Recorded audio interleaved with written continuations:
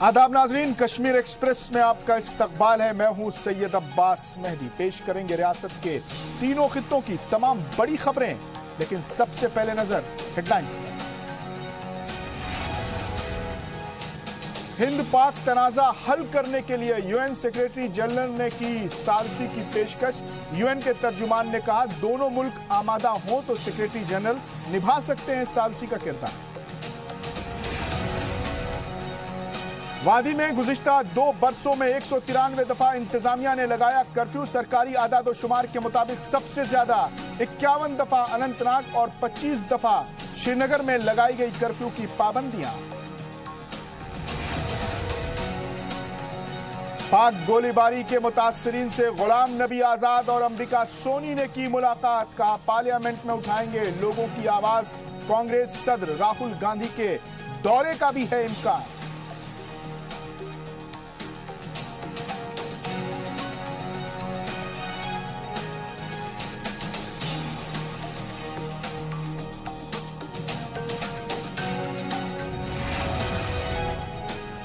और अलहदगी पसंद लीडर यासीन मलिक की अदालती तहवील में तौसी। 19 जनवरी को हुई थी गिरफ्तारी, 27 तक रहना होगा सेंट्रल जेल।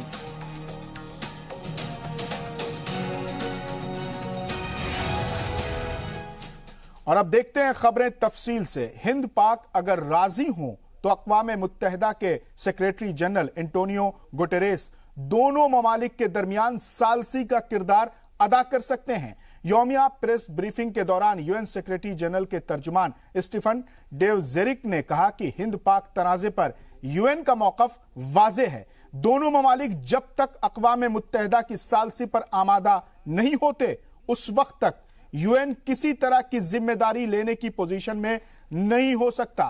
तर्जुमान के मुताबिक सेक्रेटरी जनरल ने हिंद और पाक से बाहमी बातचीत के जरिए तमाम मसाइल हल करने का सुझाव दिया है।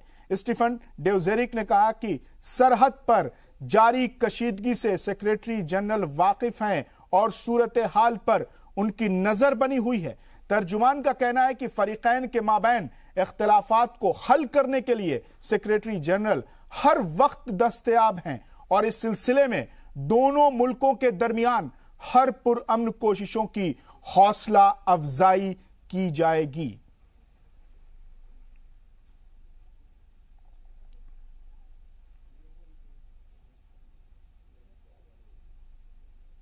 और वादी कश्मीर के हालात में पहले की बनिस्बत काफी बेहतरी आई है, लेकिन कर्फ्यू और हुक्म इम्तिनाई से अभी लोगों को पूरी तरह राहत नहीं मिल पाई है। सरकारी आदाद-ओ-शुमार के मुताबिक गुज़िश्ता 2 बरसों में कश्मीर के मुख्तलिफ अजला और जम्मू रीजन के किश्तवाड़ में 2016 और 17 के दरमियान 193 दफा इंतजामिया ने कर्फ्यू नाफिज किया।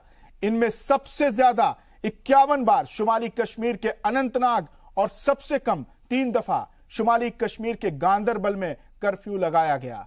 राजधानी श्रीनगर और बडगाम में इन 2 बरसों में 25-25 दफा कर्फ्यू नाफिज किया गया। इसके अलावा शोपियां में 14, बारामूला में 15 और अवंतीपोरा में 10 दफा कर्फ्यू पाबंदियां आयद की गई। वहीं जम्मू खित्ते के किश्तवाड़ में 5 मरतबा कर्फ्यू नाफिज किया गया। हुकूमत ने बताया कि 2016-17 के दौरान शहरी हलाकतों और इंसानी हुकूक की खिलाफ वर्जी की जांच के लिए इन 2 बरसों में हुकूमत की जानिब से कोई इंक्वायरी और मजिस्ट्रेटियल कमेटी नहीं बनाई गई।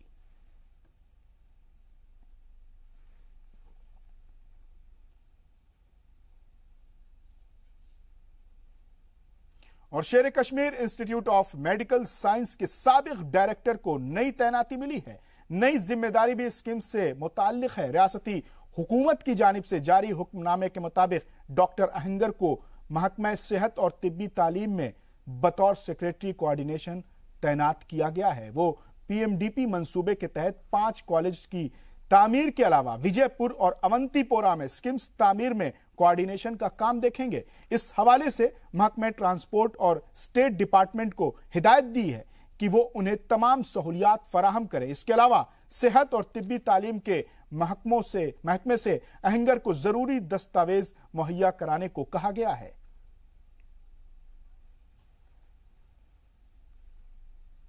और अलहदगी पसंद लीडर यासीन मलिक की अदालती तहवील में मजीद 4 रोज का इजाफा कर दिया गया है। गुज़िश्ता 19 जनवरी को हुक्म इम्तनाई की खिलाफ वर्जी करते हुए मलिक ने हामियों के साथ जुलूस निकालने की कोशिश की थी। इंतजामिया ने एहतियात के तौर पर यासीन मलिक और गुलाम मोहम्मद डार को लाल चौक से गिरफ्तार कर लिया था। JKLF चीफ को पुलिस ने पहले 4 दिनों की अदालती तहवील पर जेल भेज दिया था। अब इसमें 4 दिनों की तौसीक कर दी गई है, यानी 27 जनवरी तक उन्हें सेंट्रल जेल में ही रहना होगा।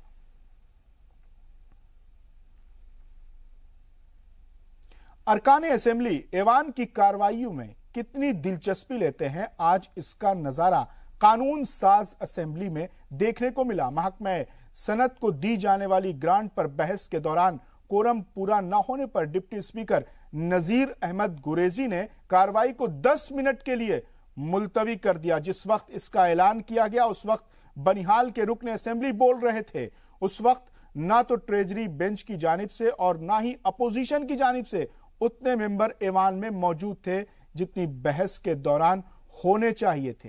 ट्रेजरी बेंच की गैर हाजिरी से नाराज डिप्टी स्पीकर ने वजीर जावेद मुस्तफा मीर से कहा कि हुकूमत को ऐवान की कार्रवाई को लेकर संजीदा रुख अख्तियार करना चाहिए। वाज़े हो कि कार्रवाई के दौरान 23 अरकान असेंबली का ऐवान में मौजूद होना जरूरी है।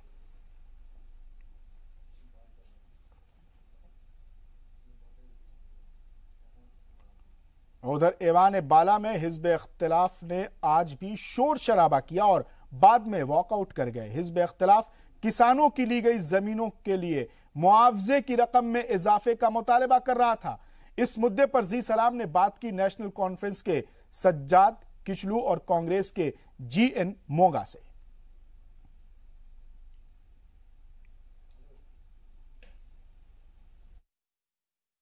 में लगातार वॉकआउट का सिलसिला जारी है। मॉर्निंग में आज भी नेशनल काउंसिल कांग्रेस यानी अपोजिशन ने वॉकआउट किया। हमारे साथ मौजूद हैं सज्जाद अहमद किचलू साहब और GN मोगा। किचलू साहब, आपसे शुरुआत करते हैं। NC कांग्रेस का आज दोबारा वॉकआउट हुआ, क्या चेयरमैन के चेयर पे अब एतबार नहीं रहा क्या? देखिए ना, चेयरमैन जो है इस चेयर पे समझिए कि एक क्रेडिबिलिटी होती है इस चेयर की।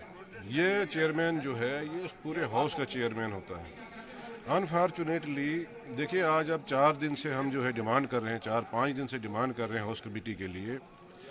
ये कंसर्न है 4-5 लोगों का, ये पूरे चिनाब रीजन का कंसर्न है। 11-12 पावर प्रोजेक्ट्स वहाँ बनने जा रहे हैं, लोगों को बेदखल कर रहे हैं और जो वहाँ ज़मीनें जो ले रहे हैं बहुत कम ही कीमत पे वो ज़मीनें ले रहे हैं। कोर्ट में इन्होंने केविटें लगा दी हैं, सेशन कोर्ट में भी, हाई कोर्ट में भी, हर जगह इन्होंने जो है ये केविट लगा दी है। लोग जाएंगे कहाँ?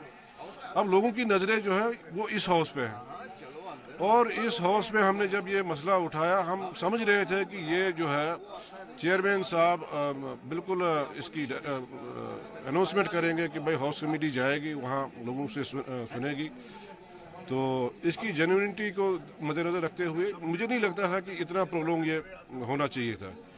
मगर अब देखिए, चेयरमैन का जो है ये तो पूरे हाउस का चेयरमैन होता है और ये हर एक को उम्मीद होती है, चेयरमैन के चेयर पे उम्मीद होती है कि भाई हमारे इश्यूज़ हैं और जेन्युइन इश्यूज़ हैं तो चेयर से जो डायरेक्शन जाएगी। अनफॉर्चुनेटली चेयरमैन हमारी तरफ देखते नहीं है, अपोजिशन को दबाना चाहते हैं, अपोजिशन की वॉइस को दबाना चाहते हैं। It is unfortunate. मोगा साहब, जो लोग घर में टेलीविज़न पे देख रहे हैं कि असेंबली चल रही है, बाकी मामला है, आपके बाहर आने से कहीं बाकी मामला नज़रअंदाज तो नहीं होते हैं? बेशक होते हैं, लेकिन हमें भी मजबूरी है और जेन्युइन जब जहाँ कंसर्न हो, जहाँ लोगों का मसला हो, और कई बार हमने उनकी नोट्स में लाया भी कि भाई ये स्ट्रिक्टली एक इंसानी मसला है और इसको इंसानी मसले के मद्देनज़र रखते हुए कोई फ़ैसला आप कर लीजिए। चेयरमैन साहब को हमने कहा, देखिए लाखों लोग बेघर होते हैं वहाँ से, लाखों लोगों की ज़मीनें वहाँ से जा रही हैं, उनकी रिहेबिलिटेशन का मसला है। हमने प्योरली ऑन ह्यूमैनिटेरियन ग्राउंड्स उनको कहा था कि आप उसमें हाउस कमेटी, इतनी हाउस कमेटियाँ बनी हैं। आज चेयरमैन साहब ने कहा जी उन हाउस कमेटी का बहुत अच्छा सवाल उन्होंने किया, लेकिन हमने उसको कहा जिस कमेटी का मैं चेयरमैन हूँ मैं आपको इसी सेशन में वो सबमिट करूँगा। लेकिन वो भी सही बात है, लेकिन जहाँ तक इस मसले का ताल्लुक है, आज के मसले का। हम इनको परसिस्ट कर रहे हैं कि भाई आप एक हाउस कमेटी कायम कीजिए ताकि वो वहाँ मौके पे जाके ये देख लें कि वहाँ रियली क्या लोगों के मुश्किलात हैं। अभी आपका जो मंत्री होता है वो जो वहाँ से फीडबैक मिलेगा, सही होगा गलत होगा, उसको हम यहाँ काउंटर करते हैं। वहाँ मौके पे जाके हम देख लीजिए वाकई वहाँ क्या मसाइल है, क्या किस हद तक लोग जो आज तक स्ट्राइक में हैं वो क्यों स्ट्राइक में हैं, उनके मुश्किलात क्या हैं, वो हम जानकारी लेने के बाद हम गवर्नमेंट के पास आ जाते और उनके पास ये पेशेंट रख लेते कि भाई ये मसला है वहाँ ऑन ग्राउंड। लेकिन ये टस से मस नहीं होते। इसी वजह से आज भी हमने रिक्वेस्ट की थी चेयरमैन साहब से कि आप ये हाउस कमेटी बना दीजिए, तो उन्होंने इनकार किया, तो हम वॉकआउट पे हैं इस वक्त। बहुत बहुत शुक्रिया। कांग्रेस के सीनियर लीडर गुलाम नबी मोंगा का कहना है कि चेयरमैन ने हाउस कमेटी बनाने की जो हमारी तजवीज़ थी उस पर अपनी महर साबित नहीं की, बल्कि चेयरमैन का इंसिस्ट है कि हम इस मसले को देखेंगे। ख़ता चनाब में बिजली प्रोजेक्टों से मुतासिर जो लोग हैं उनकी बाज़ाबादकारी के लिए क्या इक़दाम किया जाना चाहिए। अब देखना होगा कि नेशनल कॉन्फ्रेंस और कांग्रेस का ख़ता चनाब का ये जो बिजली प्रोजेक्टों का सियासत है ये वॉकआउट से और वॉक इन से कितनी देर और चलेगा और हाउस कमेटी क्या बनने जा रही या नहीं। कैमरामैन अशरफ के साथ सईद तजम्मुल, ज़ी मीडिया, जम्मू। और पावर प्रोजेक्ट को लेकर अपोजिशन के निशाने पर आए नायब वजीर आला ने कांग्रेस और नेशनल कॉन्फ्रेंस के तमाम इल्जामात की तरदीद की। जी सलाम से बात करते हुए उन्होंने कहा कि हिज़्ब इख्तिलाफ महज सियासत कर रहा है।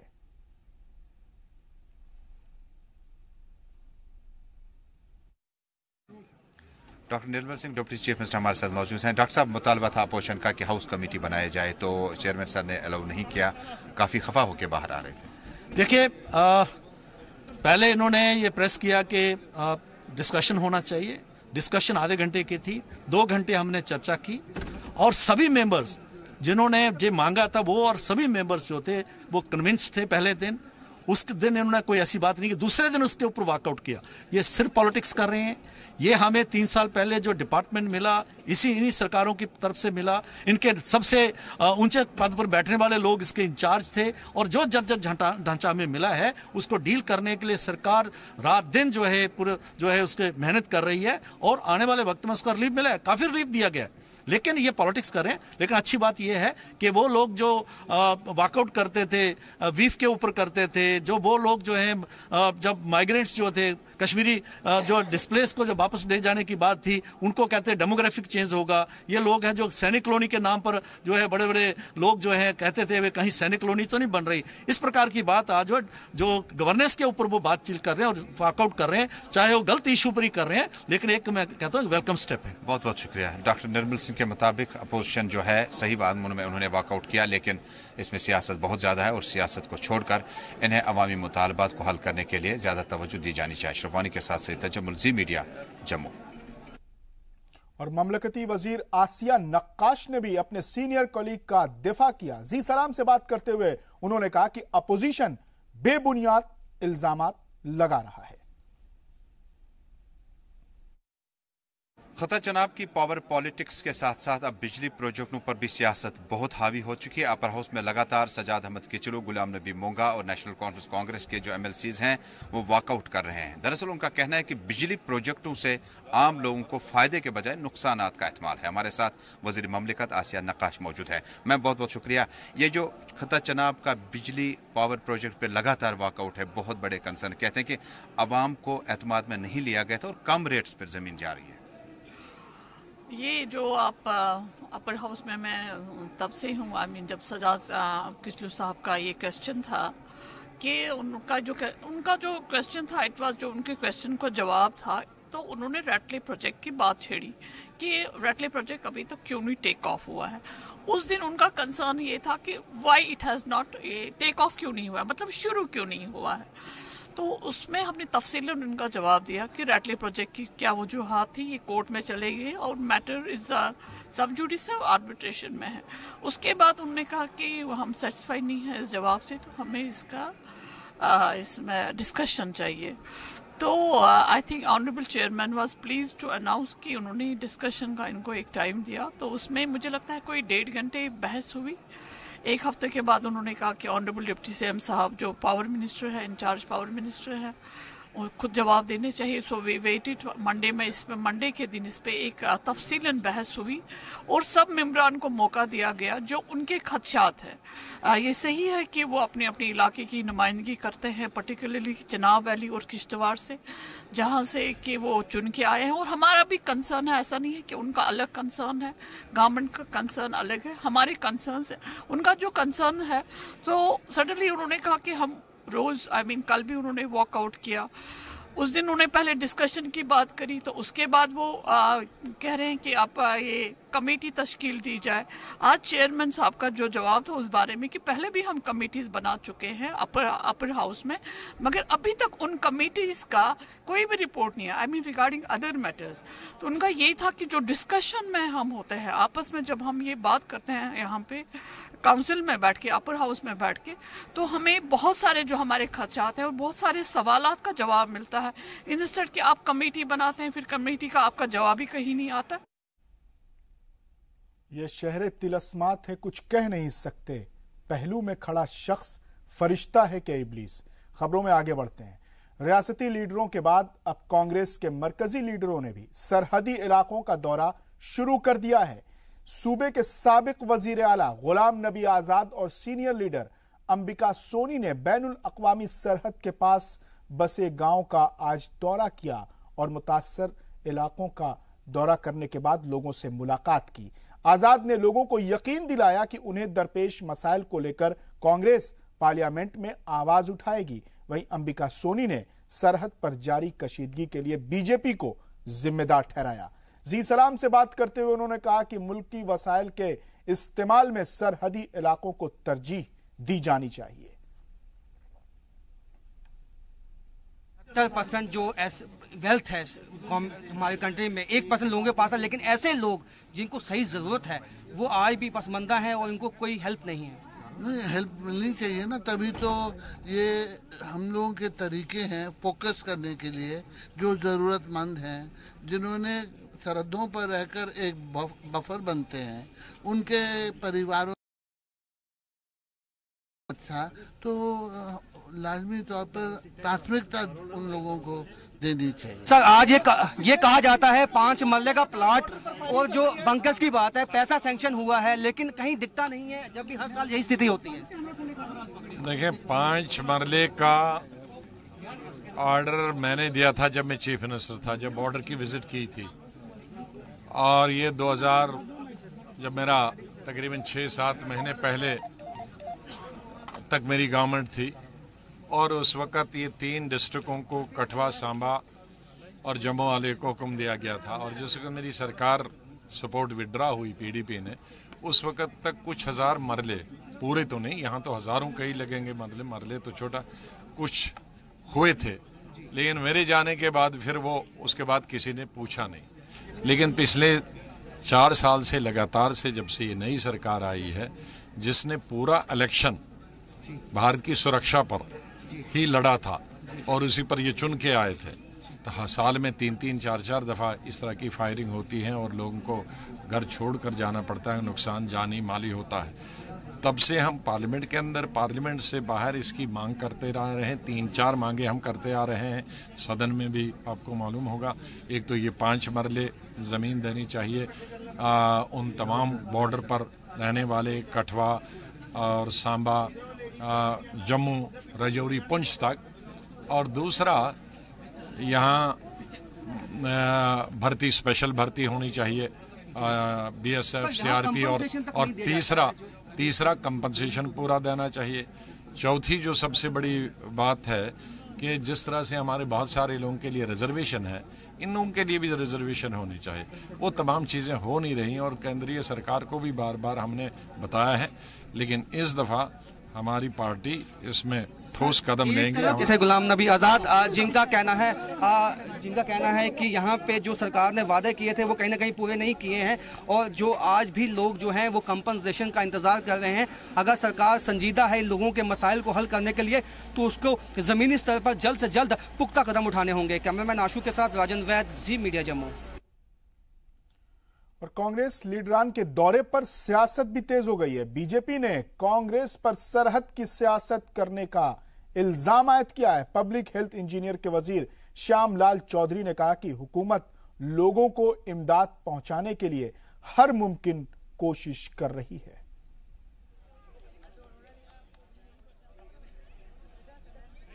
रियासती असेंबली में काफ़ी सारे इश्यूज लेकर भारतीय जनता पार्टी और पीडीपी डिफेंड करने लगा है कि कांग्रेस नेशनल कॉन्फ्रेंस तरफ से जो इश्यूज उठाए गए हैं उनको किस तरह से टैकल किया जाए। सीधे हमारे साथ जुड़ चुके हैं श्यामलाल चौधरी जी, जो कि रियासत पीएच के वजीर हैं। बहुत बहुत शुक्रिया। चौधरी साहब, पहले ये कि खुशक साली है, पानी जो है आने वाले दिनों में किस तरह से हासिल किया जाए, क्या माने कि उस तरह की सिचुएशन को डील करने के सरकार तैयार है, क्योंकि इस साल बर्फबारी बहुत कम हुई है? जहाँ तक अगर देखा जाए पिछली काफ़ी देर से बारिश कम हो रही है, बर्फबारी भी कम हुई है, बोले इसकी वजह से मैं तो कहूँगा इरिगेशन, पीएचई हर चीज़ अफेक्ट होती है।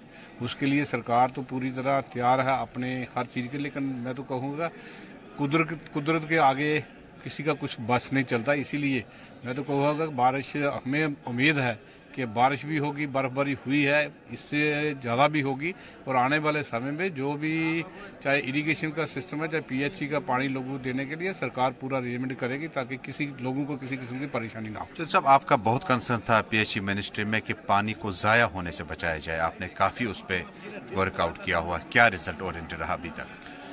जहाँ तक जो हम अवेयरनेस आम समाज को लोगों को देना चाहते थे, हमारी ये प्रायोरिटी थी, लोगों को हमारा यही कहना था कि हम अकेले अगर सरकार चाहे भी जितना कुछ मर्जी करे, जब तक लोगों का साथ संजोग हमें सपोर्ट ना मिले, इतनी देर हम इतना ज़्यादा कामयाब नहीं हो सकते। इसलिए लोगों को हम अवेयर यही करना चाहते हैं कि जितना पानी की ज़रूरत है उतना पानी लें, उसके बाद जो बाकी पानी बचता है ताकि बाकी लोगों तक पहुँच सके, और सरकार की प्रायोरिटी है हर घर तक साफ पानी पीने के लिए पहुँचे। लेकिन पीडीपी को इससे कोई एतराज नहीं है। सीनियर वजीर जुल्फिकार अली ने जी सलाम से बात करते हुए कहा कि पार्टी अपने मौक़िफ़ पर कायम है और वो बातचीत के जरिए मसले का हल चाहती है। सीनियर लीडर गुलाम नबी आज़ाद सरहदी इलाकों का दौरा कर रहे हैं और सूरत हाल का जायजा लेंगे और लोगों से मिलेंगे। बीजेपी ने रिएक्शन दिया कि सियासत कर रहे हैं। आइए सीधे चलते हैं पीडीपी के पास। जुल्फिकार साहब, कांग्रेस पार्टी का देर आयत दुरुस्त आयत, सरहदी इलाकों का दौरा गुलाम नबी आज़ाद साहब कर रहे हैं, आपका क्या इसमें? देखिए, गुलाम नबी आज़ाद साहब एक बड़े लीडर हैं इस रियासत के, नेशनल लेवल के लीडर हैं। उनको चाहिए कि वो फ्रीक्वेंट दौरा करें। वो इस रियासत के वज़ीर आला भी रह चुके हैं और एक बड़ी पार्टी के लीडर हैं और रिप्रेजेंट किया है उन्होंने इस इलाके को, और राज्यसभा में भी मेंबर हैं जम्मू कश्मीर से। तो उनका भी दायित्व बनता है कि वो भी लोगों के मसाइल को सुने और लोगों की मुश्किलात को जो है वो उठाएं। और अच्छा है, अच्छा कदम है मेरे ख्याल से। इसमें दौरा करने में जमहूरियत है, जमहूरियत में कोई बुराई नहीं है। तो बीजेपी कह रही है कि सियासत कर रहे हैं, अपने वक्त में इन्होंने कुछ नहीं किया, इस तरह से गोलाबारी हो रही थी, आज हमने कंपनसेशन दिया, आज हमने मेडिकल, हेल्थ, तमाम डिपार्टमेंट्स को खड़ा रखा। मेरे ख्याल से किसी के दौरे करने को हम सियासत नहीं कह सकते हैं। सियासत तो उनका एक अपना हो सकता है कि उन्होंने किस कंटेक्स्ट में कहा है। अगर उनके कोई कंटेक्स्ट ऑफ स्पीच होगी तो उस पे मैं कमेंट कर सकता हूं, लेकिन दौरे पे मेरे ख्याल से कोई ऑब्जेक्शनेबल, किसी को ऑब्जेक्शन नहीं होना चाहिए कि उन्होंने क्यों दौरा किया। उन्होंने भी अपने वक्त में काम किए होंगे और मुझे लगता है कि आने वाले वक्त में भी वो लीडर ऑफ अपोजिशन है राज्यसभा में। इस रियासत के अगर मसाइल की बहुत मुश्किलात है, Jammu Kashmir has become a battlefield for India and Pakistan. So पूरा लंबा बॉर्डर हमारा हिंदुस्तान और पाकिस्तान के दरमियान है, चाइना के साथ है, लेकिन सबसे ज़्यादा गोलाबारी जो होती है, सीज फायर वायलेशन होता है, वो जम्मू कश्मीर में होता है। आए दिन लोग जम्मू कश्मीर के बॉर्डर्स पे मरते हैं। तो अगर गुलाम नबी आज़ाद साहब भी दौरा करके यहाँ के लोगों की प्लाइट और मुश्किलात को लेके मरकजी सरकार के सामने रखेंगे तो बहुत अच्छी बात है। कांग्रेस के बाद पीडीपी लीडरान ने भी सरहदी इलाकों का दौरा किया और हालात की जानकारी हासिल की। दौरे से लौटे सीनियर वजीर नईम अख्तर ने सरहद पर रहने वाले लोगों की जानो माल के नुकसान पर अफसोस का इजहार किया। ये बहुत ही एक गंभीर विषय है। एक तो ये पूरे मुल्क को समझना चाहिए कि हम किस मुसीबत में हैं। यहाँ आगे पूरे मुल्क की लड़ाई लड़ रहे हैं ये लोग और इनको पूछता कोई नहीं है। सब कहते हैं ईंट का जवाब पत्थर से दे दो, मुंह तोड़ जवाब दे दो, वो दे दो, लेकिन ये बेचारे गरीब लोग, किसी की भैंस जल गई, किसी का घर जल गया, छोटा सा वो देखा आपने, वहाँ आप आए थे, आपका कैमरामैन आया था, बहुत गरीब लोग हैं, तो यही हर जगह यही हाल है। तो हम उम्मीद करते हैं कि जो अभी प्राइम मिनिस्टर ने कहा है, पाकिस्तान से अपील की है कि हम गरीबी के खिलाफ जंग लड़ें आपस के खिलाफ, तो बुनियादी इसमें तो वही है। सर महबूबा जी ने कहा कि बातचीत कीजिए, जो खासकर जो बॉर्डर के इलाके हैं उनको दंगल का अखाड़ा ना बनाइए, लेकिन ऐसे में जो है यहाँ जो डिप्टी चीफ मिनिस्टर है निर्मल सिंह, उन्होंने कहा बातचीत संभव नहीं है जब तक कि गोलियों और बारूदों की आवाज़ आती रहेगी। अब जो प्राइम मिनिस्टर ने कहा तो वही तो सबकी आवाज़ तो उसी में है कि हमें ये मौत का खेल ख़त्म करके, बातचीत करके और आपस में हाथ जोड़ के और गरीबी के ख़िलाफ़ जंग करनी चाहिए। और दूसरा जो इनके मसले हैं जो आपने बताया, मैंने यहाँ पे इनका ऑफिसर्स हैं हमारे, तो उनके साथ बात करके, पहले जो इनका ये मवेशियों के लिए चारा नहीं है, तो चारे का इंतज़ाम कल तक होगा, हमने इनको पूरा इंतज़ाम किया है उसका। तो दूसरा इनके पास सिलेंडर नहीं है, राशन है, सिलेंडर्स नहीं हैं, तो हमारे एसडीएम साहब ने कहा कि कल तक इनका अब सिलेंडर्स का भी इंतज़ाम होगा। और फिर इनको रिकन्स्ट्रक्शन के लिए मैं चीफ मिनिस्टर साहब से बात करूंगा कि कैसे इनको हम कोई ख़ास रियायत दे सकते हैं कि ये फिर अपनी ज़िंदगियों का ताना बाना जोड़। सर लेकिन एक तरफ जब प्रधानमंत्री ने कोशिश की, वो लाहौर गए, उसके बाद हमारे प्रधानमंत्री नरेंद्र मोदी ने भी कोशिश की, जब वो वहाँ जाके उनकी एक जो फंक्शन था उनका पाकिस्तान में, वहाँ शमूलियत की, उसके बावजूद पाकिस्तान की तरफ से कोई पॉजिटिव रिस्पॉन्स नहीं दिखा। तो पाकिस्तान को भी आप कहना चाहिए वो बहुत बदकिस्मती की बात, हम उनको भी कहते हैं कि अगर आप कहते हैं कि हम जम्मू कश्मीर के लोगों के हमदर्द हैं, तो हमदर्दी इसी तरह थोड़ी जताई जाती है शेलिंग करके, गोलियां चला के। गोलियों से हमदर्दी नहीं होती है, बातचीत से होती है। बातचीत में आ जाए, जैसे हमारे प्रधानमंत्री ने कहा है और अब दोबारा भी कहा है, तो मुझे लगता है कि उसका एक पॉजिटिव रिस्पांस होना चाहिए, जैसे वाजपेयी जी के वक्त में हुआ था, ऐसे उनको करना चाहिए। उसमें यहां वक्त हो गया एक मुख्तसर से वक्फे का, लेकिन वक्फे के बाद भी कश्मीर एक्सप्रेस जारी रहेगा।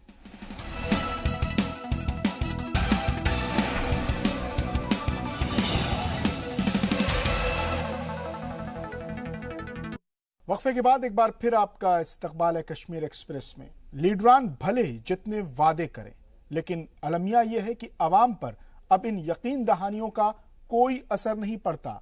उन्हें यकीन है कि सारी सियासी जमातें एक जैसी हैं और उनकी तकलीफों से किसी को कुछ लेना देना नहीं होता। कांग्रेस के सीनियर लीडरान ने जिनसे मुलाकात की, ये वो लोग थे जिनका कोई अजीज पाकिस्तानी गोलीबारी का शिकार होकर या तो शहीद हो गया या फिर अस्पताल में जेर इलाज है। जी सलाम से बात करते हुए उन्होंने कहा कि बीजेपी और कांग्रेस में कोई फर्क नहीं है। अभी हम मौजूद हैं आरसपुरा सेक्टर में। मेरे पीछे वो परिवार हैं जिन्होंने अपने घर का सदस्य खोया है पाकिस्तान की शेलिंग में। लगातार जो है नेता यहाँ पे इनसे मिलने आते हैं, आश्वासन भी देखते हैं। ये क्या सोचते हैं उसके बारे में आज गुलाम नबी आज़ाद और अंबिका सोनी ने इनसे मुलाकात की है। इससे पहले भी बीजेपी के कई नेता यहाँ पे आए, लेकिन परिवार क्या सोचते हैं? जो ये लोग मिलने आते हैं, आपको लगता है आपका कोई जो आपको ढांढस बताते हैं, कुछ आपको एश्योरेंस जो देते हैं, उससे उम्मीद जगती है आपके अंदर? कोई उम्मीद नहीं जगती। ऐसा लगता है कि झूठा दिखावा करने आ रहे हैं, हमसे झूठी हमदर्दी कर रहे हैं। ये हमारा दर्द समझे तो पता चले ना इन पे क्या, हम पे क्या बीती है। हम लोग जिस हालत में यहाँ से वहाँ से निकले थे ना, हमें पता है हम पे क्या गुजरी थी, वो ये लोग समझ ही नहीं सकते हैं। ये वादा किया जाता है कि जब हम मरकज में जाएंगे तो हम आपकी बात करेंगे, हम सरकार में आएंगे तो अब आपकी बात करेंगे, या जो सरकार में है वो कहते हैं अब आपकी बात सुनी जाएगी। लेकिन क्या असल में ज़मीनी स्तर पे जो आप लोग भुगतते हो, तो उसका एहसास आपको लगता है इन मंत्रियों को है? बिल्कुल नहीं। अगर होता तो ये मुश्किल का हल निकालते। जिस हालत में हम लोगों ने वहाँ पे देखा था, आंखों देखी, हमने अपने ताया जी की मौत को देखा है। अगर जाके देखिए वहाँ पे क्या हाल है उस घर का। यहाँ पे हम लोगों ने अपने ताया जी को खोया है, वहाँ पे पूरा घर खून से लफा हुआ है। हमारे घर के आगे पड़े हैं, हमारे घर के पीछे पड़े हैं। उस टाइम निकलने के लिए कोई साधन भी नहीं था, जिस हालत में हम लोग निकले हैं घर से। मेरे ताया जी भी हमसे मिलने, हमारा हाल चाल पूछने आए थे, क्योंकि हम लोग गाँव से बाहर थे। बिल्कुल हमारा हाल पूछने के लिए आए थे, क्योंकि हम बड़ी मुश्किल से वहाँ से निकले थे। पापा घर पे थे उस टाइम, उनका हाल पूछने के लिए आ रहे थे वो। जी, हमारे साथ कुछ और महिलाएं हैं जो इसी परिवार की हिस्सा है। आपको लगता है इन मंत्रियों के आने से आपको कुछ एहसास ऐसा मिलता है कि आपकी जो सुनवाई है अब वो होगी? 30 साल से मैं तो देख रही हूँ, 30 साल से डेड बॉडी है, मैं उठा के ला रही हूँ और जख्मी लोगों को मैं उस बॉर्डर से ला रही हूँ। आज मेरे घर के अंदर मेरा नौजवान देवर चला गया है, लेकिन सब आते हैं 5 मरले प्लाट देंगे, ये देंगे, वो देंगे।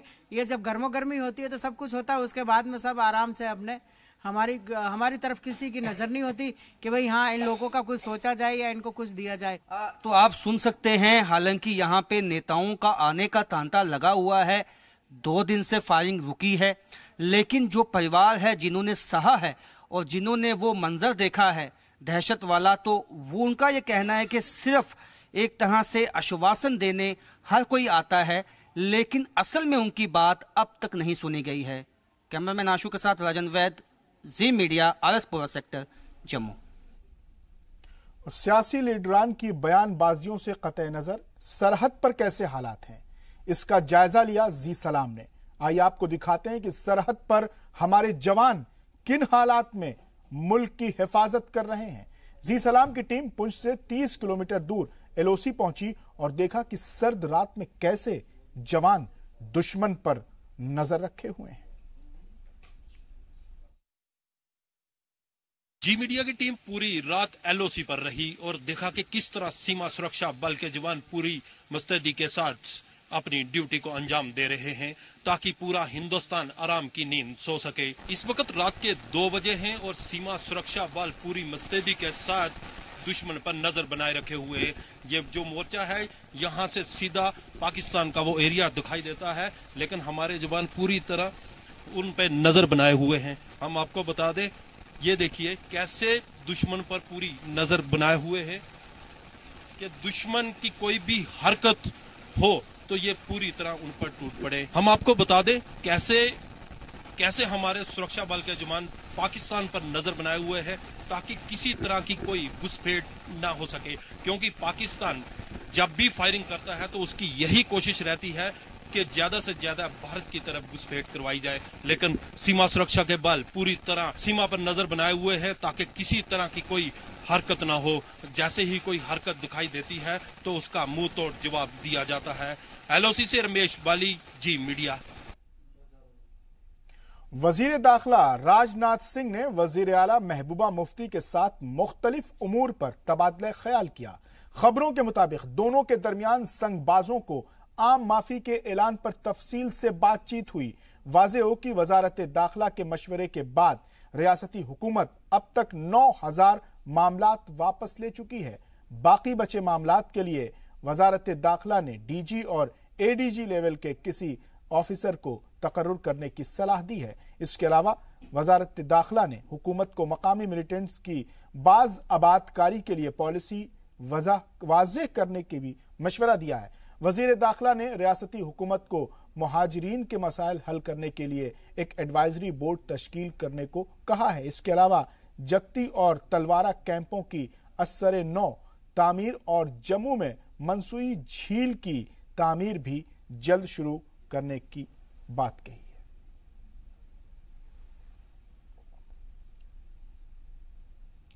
कल रिलीज होने से पहले पद्मावत फिल्म के खिलाफ आग जम्मू में भी देखने को मिली। करनी सेना के कारकुनों ने देखते ही देखते इंदिरा थिएटर जम्मू में अचानक पेट्रोल बम से हमला कर दिया और तोड़ फोड़ करके मुखालिफत की। आग पूरी तरह टिकट काउंटर को अपनी जद में ले चुकी थी। मौके पर मौजूद लोगों और थिएटर के मुलाजमीन ने वक्त रहते आग पर काबू पाकर बड़ा हादसा होने से बचाया। उसके बाद करनी सेना ने मुख्तलिफ बाजारों से रैली निकालकर जमकर नारेबाजी।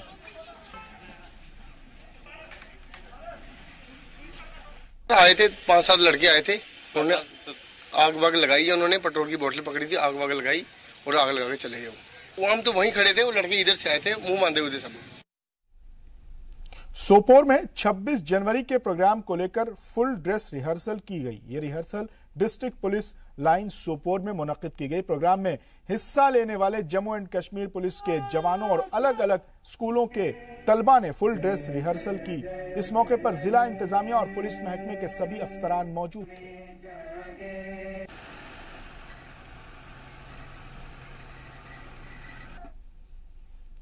जम्मू के मौलाना आजाद स्टेडियम में 26 जनवरी यानी रिपब्लिक डे को होने वाली परेड की फुल ड्रेस रिहर्सल की, जिसमें पुलिस और दूसरी सिक्योरिटी फोर्स के जवानों के साथ स्कूली बच्चों ने मार्च पास्ट किया, जिसकी सलामी डिविजनल कमिश्नर ने ली। इस मौके पर कई तरह की झांकियां भी निकाली गई।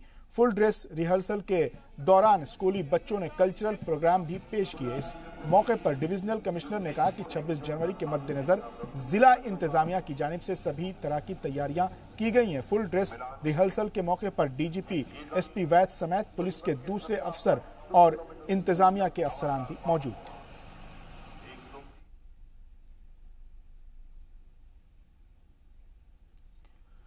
यौम जमहूरिया को लेकर सोपोर में सिक्योरिटी इंतजामात सख्त कर दिए गए हैं। जगह जगह बैरिकेड लगाए गए हैं। शहर में आने जाने वाले प्राइवेट और मुसाफिरों की गाड़ियों को रोककर चेक किया जा रहा है। अफसरान का कहना है कि 26 जनवरी के प्रोग्राम को देखते हुए सोपोर बेल्ट में कई मकामात पर सिक्योरिटी को तैनात किया गया है।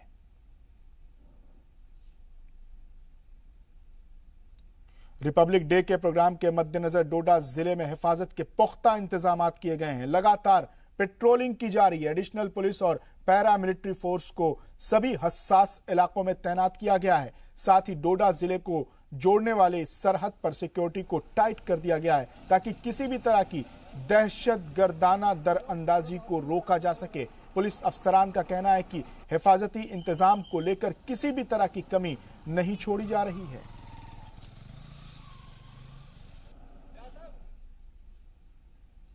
यौम जमहूरिया के पेश नजर रियासत में जबरदस्त चौकसी बरती जा रही है। वादी में हाई अलर्ट जारी किया गया है।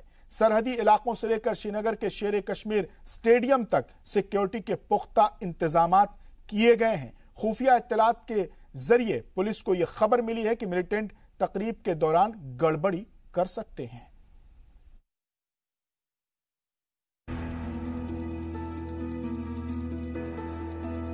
नब्बे की दहाई से ही यौम जमहूरिया और यौम आजादी की तकरीब को पुरअमन तरीके से मुनक्किद कराना हिफाजती दस्तों के लिए बड़ा चैलेंज रहा है। इस साल यौम जमहूरिया की तकरीब पहली दफा शेर कश्मीर स्टेडियम में मुनक्किद होगी। सिक्योरिटी के पेश नजर इस इलाके को अभी से सील कर दिया गया है। इस रास्ते से गुजरने वाली हर चीज को चेक किया जा रहा है। जगह जगह नाके लगाए गए हैं। शुमाली और जुनूबी कश्मीर से श्रीनगर आने वाले तमाम रास्ते पर बैरिकेडिंग कर दी गई है। रात दिन 24 घंटे पेट्रोलिंग की जा रही है। इनपुट्स ये भी हैं कि मिलिटेंट श्रीनगर में किसी कैंप पर हमला या हिट एंड रन की वारदात अंजाम देने की फिराक में है। सीआरपीएफ और रियासती पुलिस ने भी काउंटर हिकमत अमली बना ली है। इंसिडेंट हो जाता है तो मीडिया में इसको काफ़ी उछाला जाता है, तो इसलिए हमारे पास इनपुट आ रहे हैं कि शायद ये श्रीनगर में कोई कैंप अटैक या हिट एंड रन का वारदात करने के चक्कर में है। लेकिन जैसे मैंने बताया कि हमारे जो जवान हैं और हमारी कोऑर्डिनेशन है जम्मू कश्मीर पुलिस के साथ वो काफ़ी ठीक है। हमने एक सिक्योरिटी प्लान जो चाहिए safe and secure Republic day के लिए वो हमने तैयार किया हुआ है।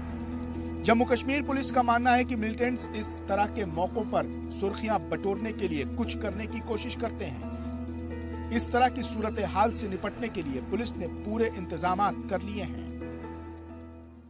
कोई स्पेसिफिक इंफॉर्मेशन नहीं है, लेकिन जब तक ये लोग रहते हैं तो हादसे करते हैं। लेकिन मुझे ये बताने में कोई हिचकिचाहट नहीं है कि पुलिस और फोर्सेस जहां भी इंफॉर्मेशन इनके बारे में मिलेगी उनके खिलाफ कार्रवाई करेगी। स्पेसिफिक डिटेल में नहीं जाऊंगा, आईजी कश्मीर आपको बता सकते हैं, लेकिन इतना ज़रूर बताऊंगा कि इलेबोरेट अरेंजमेंट्स और मेजर्स इसमें ली जाएंगी और मुझे पूरा विश्वास है कि 26 जनवरी लोग अच्छी तरह से मना सकें। श्रीनगर समेत उन तमाम जगहों पर जहां परेड होनी है सील कर दिया गया है। नजर रखने के लिए खुफिया दस्ते के एहलकार सिविल कपड़ों में मुख्तलिफ मकामात पर तैनात किए जा चुके हैं। वीआईपी और भीड़ भाड़ वाले इलाकों में सीसीटीवी भी नस्ब किए गए हैं। गुज़िश्ता दिनों ग्रेनेड और आईईडी ब्लास्ट के बाद पुलिस इंतजामिया किसी तरह का रिस्क नहीं लेना चाहती। खालिद हुसैन, जी मीडिया, श्रीनगर। यहाँ वक्त हो गया एक और मुख्तसर से वक्फे का, लेकिन वक्फे के बाद भी कश्मीर एक्सप्रेस जारी रहेगा।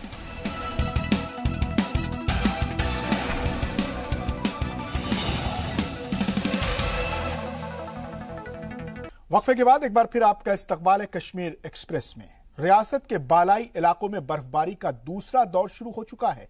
कारगिल में मंगल को जबरदस्त बर्फबारी हुई, जिसकी वजह से दर्जे हरारत नुक्ते इंजमात से काफी नीचे चला गया। महकमे मौसमियात के मुताबिक रात में दर्जे हरारत गिरकर -22 डिग्री सेल्सियस तक पहुंच गया। मौजूदा सीजन की यह अब तक की सबसे सर्द रात रही। इससे कबल सबसे कम टेम्परेचर -22.6 सेल्सियस दर्ज किया गया था।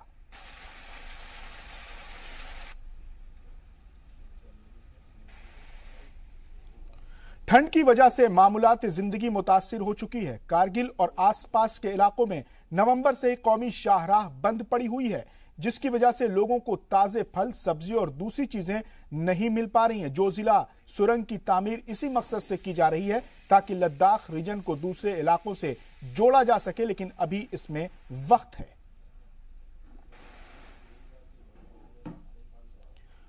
कारगिल से ऊपर दरास में तो और भी बुरा हाल है। 2 रोज कबल यहां दर्जे हरारत -28 सेल्सियस तक गिर गया था। चारों तरफ बर्फ ही बर्फ दिखाई देती है। सुरू नदी जो कारगिल से होकर गुजरती है तकरीबन जम चुकी है। समुद्र की सतह से तकरीबन 11,000 की बुलंदी पार वाकई ये जगह लद्दाख में दाखिल होने का रास्ता है। अच्छी बात यह कि महकमा मौसमियात ने जनवरी के आखिरी हफ्ते में बर्फबारी न होने की बात कही है।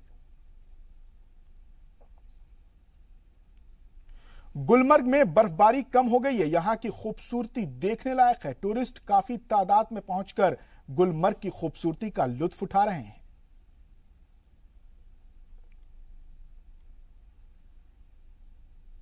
अवाम से बराह रास्त राब्ता कायम करने के लिए शहरी और पुलिस इंतजामिया मुख्तलिफ प्रोग्राम का इनेकाद करती है। यह सिविल एक्शन प्रोग्राम का हिस्सा है जिसे रियासती और मरकजी वजारत दाखिला प्रमोट कर रही है। इसी के तहत गांधरबल में जिला और पुलिस इंतजामिया की जानिब से चाय पे चर्चा नामी प्रोग्राम का एहतमाम किया गया। प्रोग्राम के दौरान डीडीसी और एसएसपी ने कुरहामा से आए लोगों की शिकायतों पर खास तवज्जो दी और इनको हल करने की यकीन दहानी कराई। इंतजामिया की इन कोशिशों को काफी सराहा जा रहा है।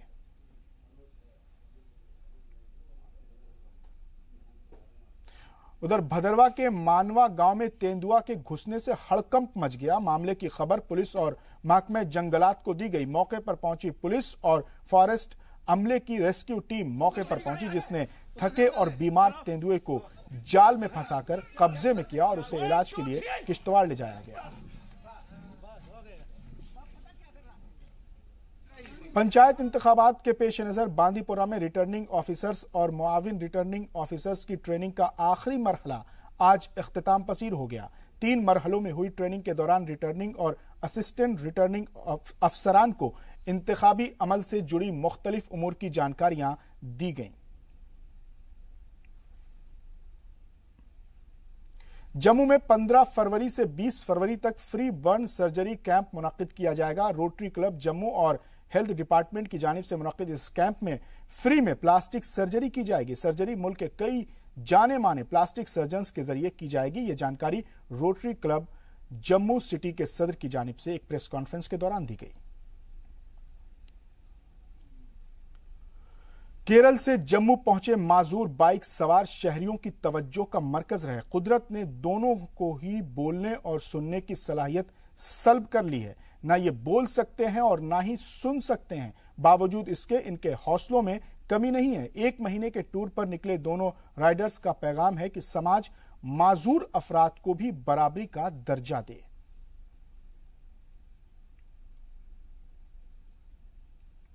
कृषि विज्ञान केंद्र कुपवाड़ा में 3 रोजा कैंप का एहतमाम किया गया, जिसमें एग्रीकल्चर, हॉर्टिकल्चर, एनिमल हस्बेंड्री और पीएचई महकमे के अफसरान और किसान पहुंचे। मेले में नई टेक्नोलॉजी के बारे में जानकारी मुहैया कराई गई। कैंप में हिस्सा लेने वाले लोगों को बीमारियों पर कंट्रोल करने, बीमारियों को फैलने से रोकने के बारे में जानकारी दी गई।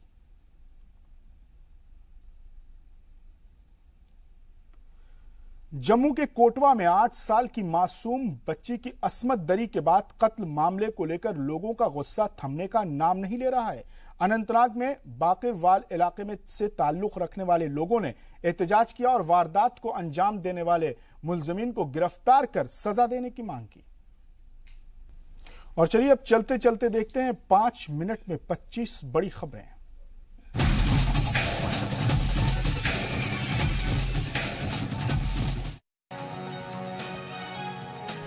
चारा घपला के तीसरे मामले में लालू को 5 साल की सजा, 10 लाख का जुर्माना भी भरना होगा।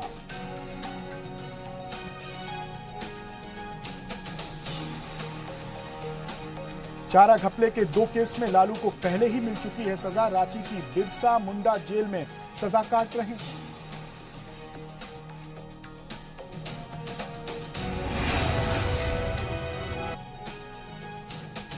चाईबासा ट्रेजरी से 35 करोड़ 62 लाख रुपए निकालने का है मामला। फर्जी तरीके से निकाली गई थी सरकारी रकम।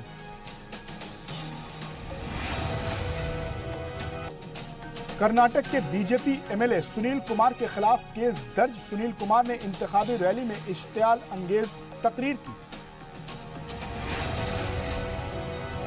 बीजेपी एमएलए सुनील कुमार ने कहा, कर्नाटक इंतखाबात में लड़ाई बीजेपी कांग्रेस में नहीं है बल्कि राम और अल्लाह के बीच है। बीजेपी एमएलए ने कहा, अल्लाह के चाहने वालों को जिताएंगे या राम के चाहने वालों को, ये बंटवाल की आवाम को तय करना है। जम्मू कश्मीर पुलिस ने दहशतगर्दाना हमले का अलर्ट जारी किया। यौम जमहूरिया के मौके पर होने वाली तकरीबात में हो सकता है फिदाइन हमला। जम्मू कश्मीर पुलिस के अलर्ट के मुताबिक एक खातून कर सकती है दहशतगर्दाना हमला। सभी जिलों में हिफाजती बंदोबस्त सख्त किए गए। दिल्ली में आसियान मुल्कों के कायदीन पर भी हमले का खतरा। यौम जमहूरिया परेड के दौरान दहशतगर्द निशाना बना सकते हैं। खुफिया इनपुट्स के मुताबिक नए तरीके इस्तेमाल कर सकते हैं दहशतगर्द। टॉर्च, परफ्यूम बॉटल, खिलौने या कैमरे से आईईडी ब्लास्ट करने की कर सकते हैं कोशिश। दहशतगर्दाना हमले के अलर्ट पर सिक्योरिटी एजेंसियां चौकन्नी। दिल्ली पुलिस ने भी सख्त किए हिफाजती बंदोबस्त। मुश्तबा गाड़ियों पर पैनी नजर। जम्मू कश्मीर में यौम जमहूरिया की तैयारियां तकरीबन पूरी। कई जिलों में फुल ड्रेस रिहर्सल किए गए। जम्मू कश्मीर के हंदवाड़ा में भी यौम जमहूरिया के जश्न की तैयारियां जोरों पर। रिहर्सल प्रोग्राम में स्कूली तलबा, एनसीसी कैडेट और पुलिस एहलकार भी हुए शामिल। सोपोर में भी यौम जमहूरिया को लेकर फुल ड्रेस रिहर्सल मुनक्किद। जिला इंतजामिया के बड़े अफसरान रहे मौजूद। जम्मू में भी फिल्म पद्मावत की मुखालफत। करनी सेना के कारकुनान ने एक सिनेमा हॉल में की तोड़फोड़, लगाई आग। वक्त रहते लोगों की मदद से सिनेमा हॉल मुलाजमीन ने आग पर पाया काबू। सोशल मीडिया पर एक कश्मीरी के स्टंट का वीडियो वायरल। रेलवे ट्रैक पर लेटा, ऊपर से गुजर गई पूरी ट्रेन। अफगानिस्तान के जलालाबाद शहर में सुसाइड बम हमला। सेव द चिल्ड्रन ऑर्गेनाइजेशन के बाहर हमले में 11 जख्मी। पाकिस्तान सरकार के खिलाफ कोर्ट जाएगा हाफिज सईद। पाक सरकार हाफिज की सभी चैरिटी तंजीमों को कब्जे में ले रही है। मुंबई हमले के मास्टरमाइंड दहशतगर्द हाफिज सईद को पाकिस्तान की लाहौर कोर्ट ने राहत दे दी है। पाकिस्तान की कोर्ट ने हाफिज की गिरफ्तारी पर रोक लगा दी है। पाकिस्तान में 7 साल की बच्ची के साथ रेप और मर्डर का मुलजिम गिरफ्तार। मुलजिम पर 7 और लड़कियों के कत्ल का इल्जाम। पाकिस्तान को अल्टीमेटम देने के एक दिन बाद ही अमेरिका ने पाकिस्तान के खिलाफ लिया एक्शन। पाकिस्तान के दहशतगर्द ठिकानों पर ड्रोन हमला। इस हमले में हक्कानी नेटवर्क के 2 कमांडरों के मारे जाने की खबर। छत्तीसगढ़ के नारायणपुर में नक्सली हमले में 4 पुलिस वाले शहीद हुए। एनकाउंटर में 11 पुलिस वाले शदीद तौर पर जख्मी।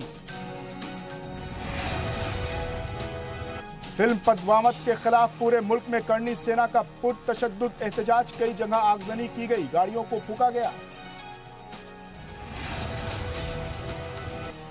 जनूबी अफ्रीका के खिलाफ जोहान्सबर्ग में शुरू हुए तीसरे टेस्ट के पहले दिन टॉस जीतकर पहले बल्लेबाजी करने उतरी टीम इंडिया की खराब शुरुआत। टीम इंडिया ने ताजा खबर मिलने तक 8 विकेट गंवाकर बनाए सिर्फ 164 रन। कप्तान विराट कोहली ने बनाए 54। चेतेश्वर पुजारा भी 50 रन बनाकर चलते बने। और चेतेश्वर पुजारा ने 54 गेंद खेलकर खोला खाता। पुजारा और कोहली के अलावा अब तक किसी भी बल्लेबाज ने 10 रन भी पूरे नहीं।